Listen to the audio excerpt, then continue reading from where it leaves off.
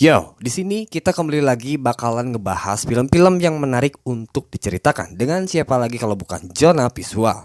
Kali ini kita benar-benar menyarankan kepada Anda bahwa lebih baik menonton film aslinya sebelum gabung dengan pembahasan film yang akan kita bawain. Tanpa berlama-lama, check this out.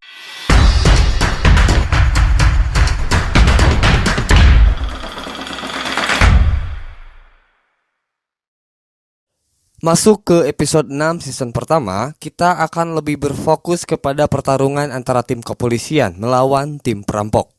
Dari pihak kepolisian, mereka berpikir bahwa dengan masuknya Angel Rubio ke dalam gedung merupakan suatu keuntungan untuk mengamati situasi. Terlebih, mereka tengah berupaya melakukan cara lain dengan mengirim 2 orang polisi untuk masuk ke dalam gedung melalui pipa bawah tanah. Sedangkan di pihak yang berbeda, Profesor hanya bisa tertawa setelah rekan-rekan perampok berhasil menaruh sebuah mikrofon mini ke dalam kacamata Angel Rubio. Yang mana hal ini akan memberikan dampak yang sangat penting karena setelah itu Profesor dapat mendengarkan segala percakapan yang melibatkan Angel Rubio.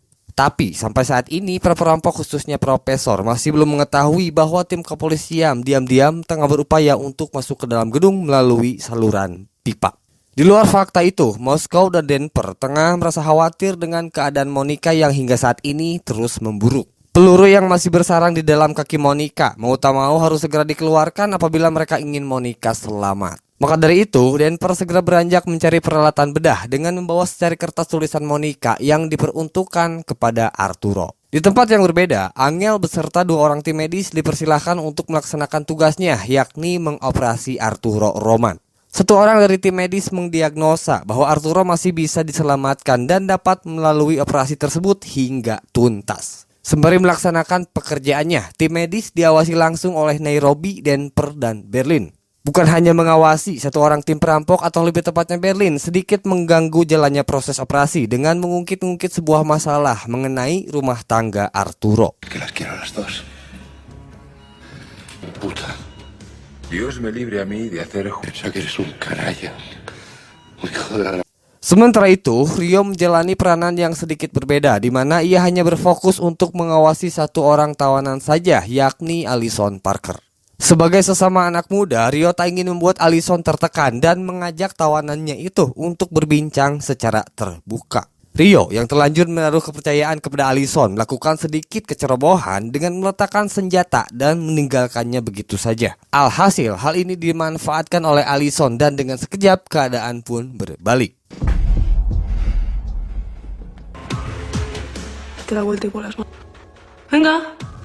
Meski bisa dibilang sebagai perampok paling amatir di antara rekan-rekannya, Rio cukup cekatan hingga mampu mengatasi perlawanan yang dilakukan oleh Allison. Puta cría tarada de rodillas. Venga. ¿Para? ¿Por qué coño has hecho eso, No sé, lo siento. ¡Al suelo! Kembali ke jalannya proses operasi, kita menyaksikan bagaimana seorang Arturo sedang menahan rasa sakit sembari mendengar ejekan yang keluar dari mulut Berlin. Di balik itu, Denver berhasil mencuri pisau bedah yang dimiliki oleh tim medis. Namun, secara tak sengaja, ia menjatuhkan secari kertas yang dari tadi ia bawa dan kemudian ditemukan oleh Nairobi. Tanpa berlama-lama, Denver langsung bergegas menghampiri Monica yang pada saat itu sedang ditemani oleh Moskow. Di saat yang bersamaan, 2 orang dari tim kepolisian tengah bergerak memasuki gedung melalui saluran pipa. Dimonitori langsung oleh Raquel, kedua orang polisi yang bernama Garcia dan Suarez itu saat ini sedang berada di dalam saluran pipa dan sebentar lagi akan tiba di lubang ventilasi. Hal ini nampaknya akan berjalan sulit karena Suarez dan Garcia dijadwalkan untuk masuk ke dalam gedung tepat setelah proses operasi Arturo selesai. Tanpa sepengetahuan mereka, Profesor yang kala itu tengah memantau situasi di balik layar, mendeteksi pergerakan dan berhasil menangkap sinyal percakapan yang dilakukan oleh para polisi. Itu berarti kabar mengenai 2 orang polisi yang sedang berada di dalam saluran pipa lambat laun akan segera diketahui oleh tim perampok. Ngomong-ngomong soal jalannya operasi, nampaknya tim medis telah melalui perkembangan setelah berhasil mengeluarkan peluru yang bersarang di dalam tubuh Arturo. Lagi-lagi Berlin mencoba mempersulit situasi di mana ia memerintahkan Angel untuk menjahit bekas luka Arturo. Y ahora... ¿Tú? Sí. Pues eso. Tak lama kemudian, Berlin mendapatkan panggilan dan kemudian profesor memberitahukan perihal 2 orang polisi yang saat ini telah mencapai lubang ventilasi. Hal ini sekaligus menjadi sebuah pertanda bagi Berlin untuk segera mengaktifkan rencana kedua mereka. Oke, saya akan mengulas bagaimana cara Berlin menyikapi pergerakan yang dilakukan oleh tim kepolisian. Jadi gini, Suarez dan Garcia sebentar lagi akan memasuki gedung setelah tim medis kembali ke pertendaan. Nah, ketika mereka masuk, Suarez dan Garcia akan berbaur bersama para tawanan menggunakan pakaian merah beserta topeng dali. Sebetulnya, apa yang dilakukan oleh Berlin terbilang cukup simpel tapi sangat mematikan. Topeng dali yang sebelumnya dipakai oleh para perampok dan seluruh tawanan akan diganti menjadi topeng yang berbeda. Yang mana itu artinya Suarez dan Garcia akan terlihat sangat mencolok, seolah mengartikan bahwa mereka berdua masuk ke dalam mulut serigala. Ketika plan B tersebut telah dilaksanakan, Angel yang melihat orang-orang telah berganti topeng terlihat sangat terkejut. Bagaimana tidak, dalam pikirannya Angel tertuju kepada 2 orang rekannya yang sebentar lagi akan memasuki gedung menggunakan topeng dali. Berhubung operasi yang dijalani Arturo telah selesai, tim medis diperbolehkan untuk kembali ke pertendaan. Maka dengan penuh kekhawatiran, Angel bergegas untuk segera mengabarkan mengenai apa yang telah ia lihat.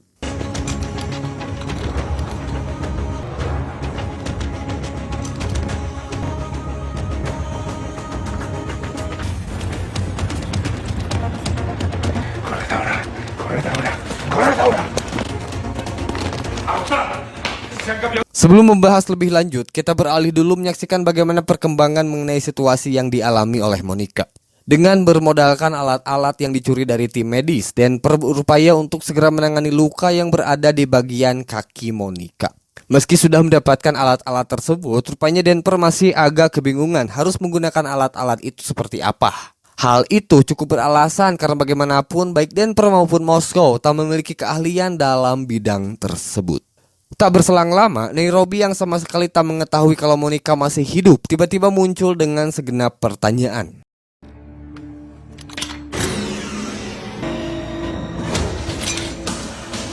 Setelah mengetahui kebenarannya, Nairobi jelas merasa prihatin dan kemudian mengambil alih jalannya proses operasi Monica. Kembali ke Angel Rubio dan Raquel, di sana mereka tengah berupaya menghubungi Suarez dan Garcia untuk segera membatalkan misi. Karena jika misi tersebut tak segera dibatalkan, maka Suarez dan Garcia kemungkinan akan menjadi bulan-bulanan para perampok. Sayangnya, alat komunikasi di antara mereka mengalami sedikit gangguan sampai membuat Raquel terlihat panik. Tapi pada saat Suarez nyaris membuka lubang ventilasi, komunikasi kembali terhubung dan setelah itu misi dibatalkan. Profesor yang sedari tadi menyimak pembicaraan mereka akhirnya bisa bernapas lega.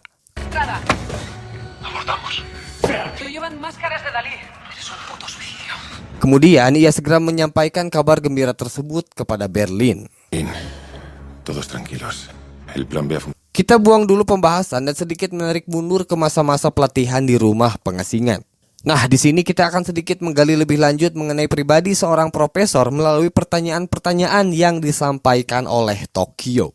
Profesor yang kita kenal sebagai sosok misterius, rupanya sangat menutupi latar belakangnya. Terlihat dikala ia meminta kepada Tokyo untuk berhenti menanyakan pertanyaan-pertanyaan yang menyangkut soal pribadi. Meski begitu, akhirnya profesor bersedia meladeni pertanyaan Tokyo dan memberitahu bahwa sebelum ini ia beberapa kali pernah menjalin hubungan asmara bersama beberapa wanita. Selain itu, kita diberitahu bahwa ide mengenai perampokan yang saat ini terjadi bukan berasal dari pemikiran profesor.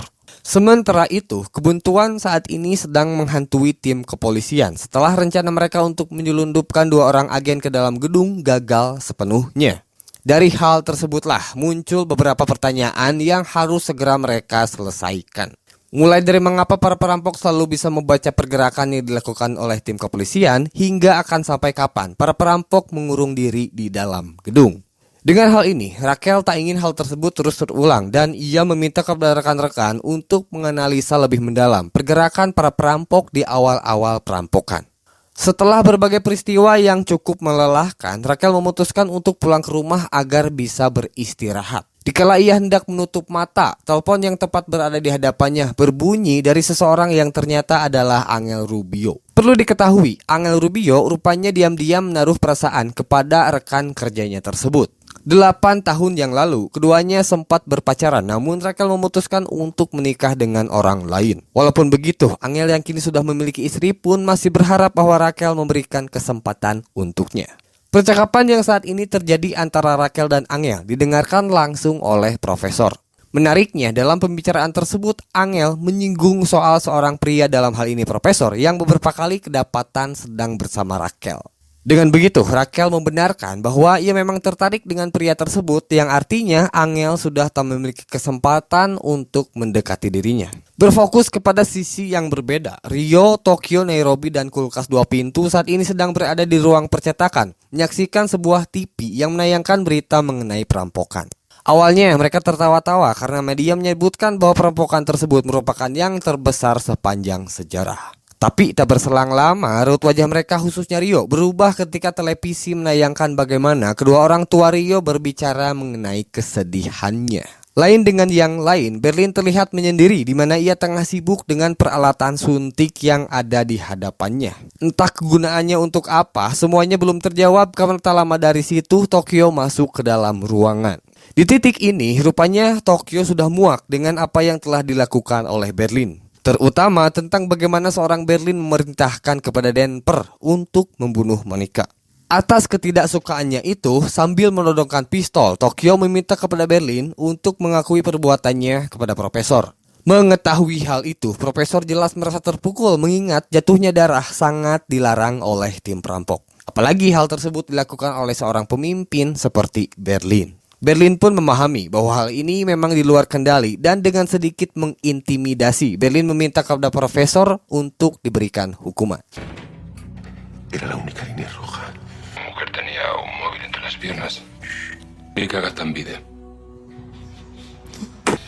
Vas a castigarme. Tienes que castigarme porque así sabré que eres un capitán. Vas de vida en menos de 48 horas. Lanjut ke episode 7. Di hari Minggu, hari kedua perampokan, 46 jam setelah para perampok mengambil alih percetakan uang Spanyol, tim kepolisian menemukan sedikit petunjuk yang dapat membawa mereka kepada titik terang. Jauh hari sebelum perampokan, Tokyo dan Rio ditugaskan oleh Profesor untuk mengamati gedung tempat percetakan uang. Sayangnya, tanpa disadari, kehadiran mereka tertangkap oleh CCTV sehingga polisi dapat mengidentifikasi jenis kendaraan apa yang dikendarai oleh mereka hanya dari kunci mobil tersebut. Diketahui, mobil yang dimaksud merupakan keluaran tahun 1992 merek Ibiza berwarna merah. Hal itu rupanya akan sangat membantu pihak kepolisian mencari di mana titik awal perampokan yang saat ini sedang berlangsung. Menyikapi hal tersebut, polisi akan melakukan penelusuran lebih mendalam untuk mencari keberadaan mobil yang dimaksud. Masih berkaitan dengan hal itu, Profesor segera menghubungi Helsinki untuk memastikan apakah mobil tersebut sudah dihancurkan sesuai dengan perintah. Namun jawaban Helsinki di luar harapan Profesor karena nyatanya ia malah membuang mobil tersebut ke tempat pembuangan alih-alih menghancurkannya. Rupanya perkara mengenai mobil ini bisa dibilang cukup penting karena di dalam mobil tersebut terdapat sidik jari yang belum sempat dihilangkan. Bila hal ini tetap dibiarkan, maka tinggal menunggu waktu saja bagi polisi untuk mengungkapkan siapa saja yang terlibat di dalam perampokan.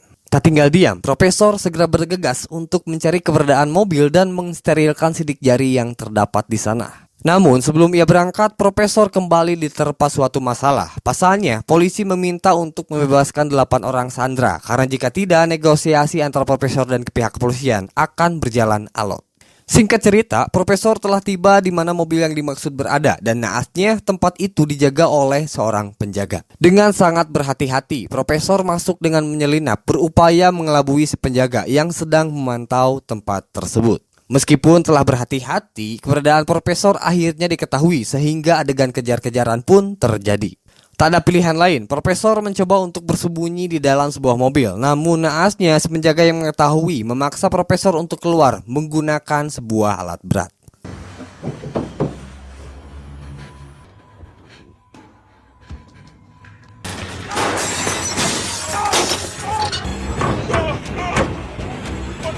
Uniknya, dalam situasi genting tersebut, Profesor mendapatkan telepon dari Raquel yang memberitahukan tentang ajakan makan malam.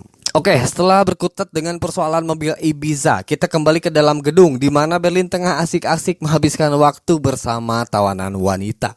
Keberadaan Berlin tak ayal membuat para wanita ini ketakutan karena di sini mereka diisolasi atau dipisahkan dengan kelompok tawanan lainnya. Apalagi salah seorang wanita dibawa oleh Berlin ke kantor pribadinya yang semakin membuat para tawanan itu khawatir apa yang akan dilakukan oleh Berlin kepada teman mereka. Semua ini rupanya dilakukan oleh Berlin hanya bermaksud untuk menakut-nakuti saja. Berbeda dengan Berlin, sepasang kekasih Rio dan Tokyo terlihat sedang asik berbincang, mencoba untuk sedikit melepaskan ketegangan. Seperti biasa, di sini kita kembali dibawa mundur ke situasi pada saat sebelum perampokan dimulai. Di hari itu, mereka berdua mengunjungi gedung percetakan untuk memantau sistem keamanan yang berada di sana. Pada akhirnya, mereka mengakhiri kunjungan tersebut dengan bermantap-mantap di ruangan toilet. Terlepas dari itu, hubungan yang saat itu mereka lakukan merupakan pelampiasan setelah Tokyo mendengar kabar bahwa sang ibu telah meninggal dunia. Kita kembali berfokus kepada Profesor, di mana saat ini dirinya baru saja kembali ke hanggar setelah pulang dari tempat pembuangan tanpa membawa hasil. Tak lama kemudian, ia ditelepon oleh pihak kepolisian yang menagih janji untuk mengeluarkan 8 orang sandera berjenis kelamin wanita. Dari 8 nama yang disebutkan oleh Profesor, tak tercantum nama Alison Parker yang notabene sangat diprioritaskan oleh pihak kepolisian. Dengan begitu, Profesor memberikan 2 opsi, yakni melepaskan Alison Parker seorang diri atau melepaskan 8 orang sandera yang tadi disebutkan.